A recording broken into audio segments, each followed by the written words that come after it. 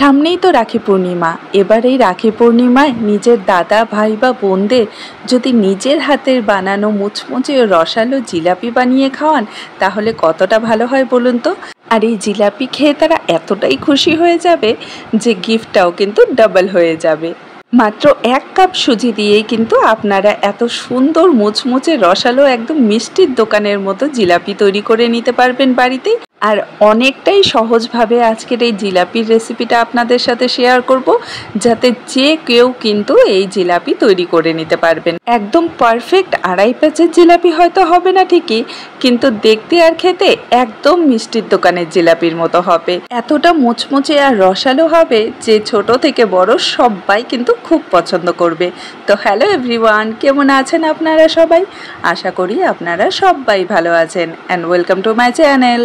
তো আজকের এই মুচমুচে জিলাপির রেসিপিটা যদি আপনাদের ভালো লেগে থাকে তো অবশ্যই লাইক আর শেয়ার করবেন। আর আমার চ্যানেলে নতুন এসে থাকলে চ্যানেলটাকে সাবস্ক্রাইব করে পাশের বেল আইকনটি প্রেস করে দেবেন। তাহলে চলুন শুরু করি আজকের রেসিপি। প্রথমেই একটা মিক্সিং বোলে আমি নিয়ে নিচ্ছি 1 কাপ সুজি। যে কোনো একটা কাপ বা বাটি ঠিক করে নেবেন, আর সব উপকরণ কিন্তু সেটা দিয়ে মেপে নিতে পারবেন। এখন এর মধ্যে দিয়ে দিচ্ছি 4 ভাগের 1 ভাগ ময়দা। যতটা পরিমাণ সুজি নিয়েছি তার 1 ভাগ নিয়ে নেব ময়দা। এখানে একটা বাটিতে আমি হাফ কাপ দুধ নিয়ে নিয়েছি, আর তার মধ্যে 1 চামচ লেবুর রস মিশিয়ে 10 মিনিটের জন্য রেখে দিয়েছিলাম। তো এটা কিন্তু আমাদের ইনস্ট্যান্ট বাটার মিল্ক হয়ে গেছে। এই পুরো বাটার মিল্কটা আমি মিশ্রণটার মধ্যে দিয়ে দিলাম। আপনারা চাইলে কিন্তু বাটার মিল্কের বদলে হাফ কাপ টক দইও ব্যবহার করতে পারবেন। তো এখন এর মধ্যে আমি দিয়ে দিচ্ছি হাফ চামচ অরেঞ্জ ফুড কালার।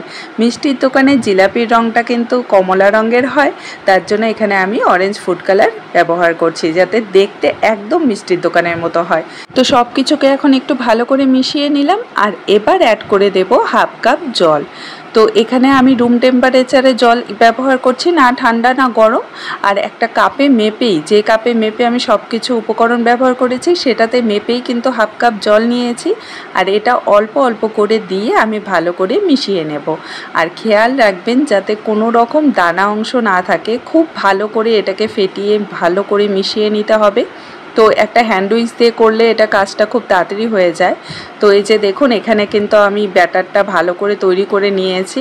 আর এখন এই মিশ্রণটাকে আমাদের রেস্টে রেখে দিতে হবে 20 থেকে 25 মিনিটের জন্য। এর থেকে কম সময়ে কিন্তু আর কি ব্যাটারটা রেডি হবে না, তাই কম করে 20 মিনিটের জন্য কিন্তু রেখেই দিতে হবে, যাতে সুজিটা খুব ভালো করে ফুলে ওঠে আর একদম সফট হয়ে যায়। আর ততক্ষণ চলুন আমরা চিনির শিরা একটা তৈরি করে নেব। তার জন্য এখানে আমি 1.5 কাপ চিনি নিয়ে নিচ্ছি।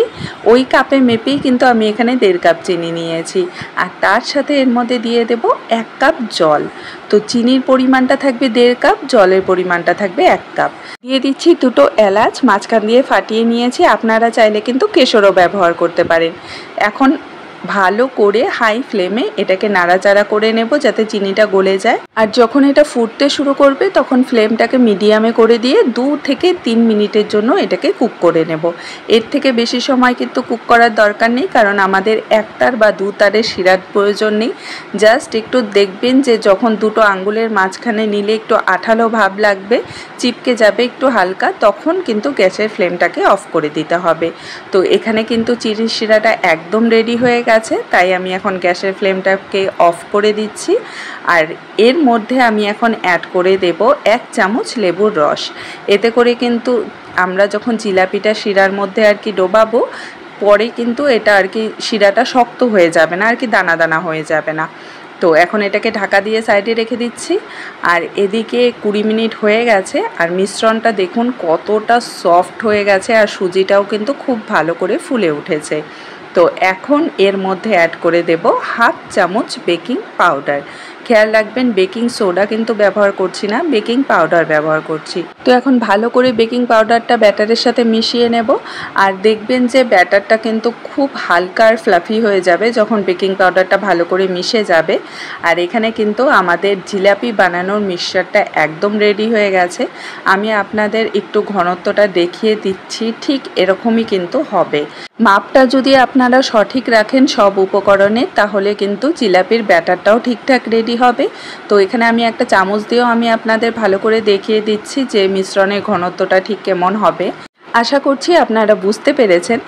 আর এখানে আমি একটা জলের বোতল নিয়ে নিয়েছি, ছোট যে প্লাস্টিকের জলের বোতল হয় সেটা নিয়েছি। আর এর মুখটা আমি ফুটো করে নিয়েছি ছোট করে, ঠিক দেখুন এরকম করে মাঝ বরাবর আমি ফুটো করে নিয়েছি। আর এই পদ্ধতিতেও কিন্তু জিলাপি খুব সুন্দরভাবে আর কি তৈরি করা যায়, আপনারা দেখেই পরে বুঝতে পারবেন যে কতটা ভালোভাবে তৈরি হবে। তো এই বোতলটার মধ্যে এখন আমি ব্যাটারটা ঢেলে নেব। আর আপনারা চাইলে কিন্তু পাইপিং ব্যাগ যদি আপনাদের কাছে থাকে তো সেটা দিয়েও করে নিতে পারেন, সেটা তো আরও সোজা পদ্ধতি, সহজ আর কি। তো এখানে বোতল দিয়েও কিন্তু, জলের বোতল দিয়েও কিন্তু খুব সহজেই তৈরি করা যায়। তো এই যে দেখুন পুরো ব্যাটারটা আমি বোতলটার মধ্যে ঢেলে দিয়েছি। আর ক্যাপটাকে আর কি, মুখটাকে খুব ভালো করে কিন্তু টাইট করে আটকে দিতে হবে, যাতে বাইরে থেকে আর কি সাইড দিয়ে না পড়ে যায়। আর এখানে আমি একটা ফ্রাই প্যানে যতটা পরিমাণ তেল দরকার ততটা পরিমাণ তেল হালকা গরম করে নিয়েছি। আর গ্যাসের ফ্লেমটা কিন্তু এখন একদম লোতে আছে। আর জিলাপিগুলো কিন্তু দেখুন কত সহজে আমি শেপটা দিয়ে নিচ্ছি, কোনো অসুবিধে হচ্ছে না, খুব সহজেই কিন্তু জিলাপিগুলোর শেপ দেওয়া হয়ে যাচ্ছে। তো গ্যাসের ফ্লেমটাকে কিন্তু অবশ্যই লোতে রেখে জিলাপিগুলো দেওয়া স্টার্ট করবেন, না হলে কিন্তু জিলাপিগুলো না এক জায়গা থেকে আরেক জায়গায় আর কি সরতে থাকবে, নড়তে থাকবে, আপনারা কিন্তু শেপটা ঠিক করে দিতে পারবেন না।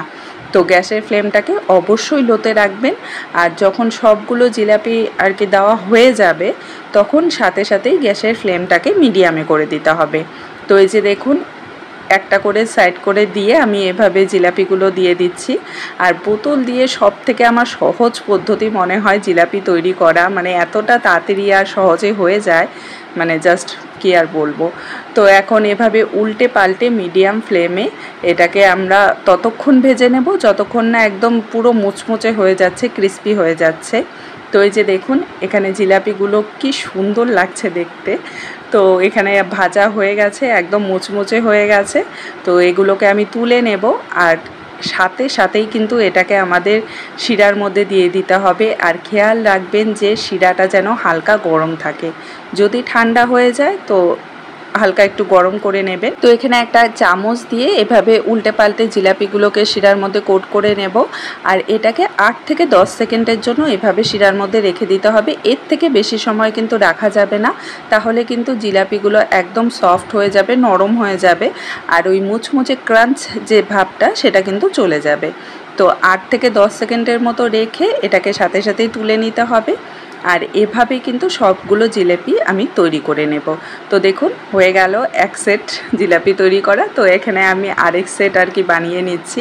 আর খুব সহজ, আপনারা দেখেই হয়তো বুঝতে পারছেন কতটা সহজে জিলাপিগুলো শেপ দেওয়া হয়ে যাচ্ছে, মানে ঝটপট হয়ে যায়। আর ফ্লেমটা কিন্তু আবারও বলে দিচ্ছি লোতে রাখতে হবে যখন জিলাপিগুলো তেলের মধ্যে আর কি শেপটা দেবেন।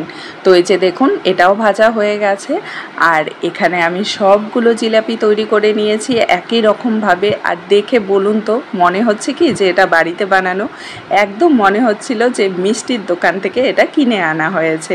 আর আমি আপনাদের একটা ভেঙেও দেখিয়ে দেব যে কতটা মুচমুচে আর ক্রাঞ্চি, আর ভেতর পর্যন্ত কিন্তু রস ঢুকে গেছে জিলাপিগুলো। এই যে দেখুন কতটা মুচমুচে হয়েছে, আর একদম ভিতর পর্যন্ত কিন্তু রসটা ভালো করে ঢুকে গেছে। তো স্টেপগুলো ঠিকঠাকভাবে যদি আপনারা ফলো করেন প্রত্যেকটা স্টেপ, তাহলে কিন্তু এরকমই একই রকম কিন্তু জিলাপি আপনারাও তৈরি করে নিতে পারবেন, কোনো অসুবিধা হবে না, খুব সহজেই তৈরি হয়ে যাবে। আর 1 কাপ সুজি দিয়ে কিন্তু কতগুলো জিলাপি তৈরি হয়েছে আপনারা নিজেরাই দেখতে পাচ্ছেন। তো আজকের এই রেসিপিটা যদি আপনাদের ভালো লেগে থাকে অবশ্যই আমাকে কমেন্টে জানাবেন। দেখা হবে আপনাদের সাথে আরেকটি নতুন রেসিপি নিয়ে। ভালো থাকবেন, সুস্থ থাকবেন, বাই বাই।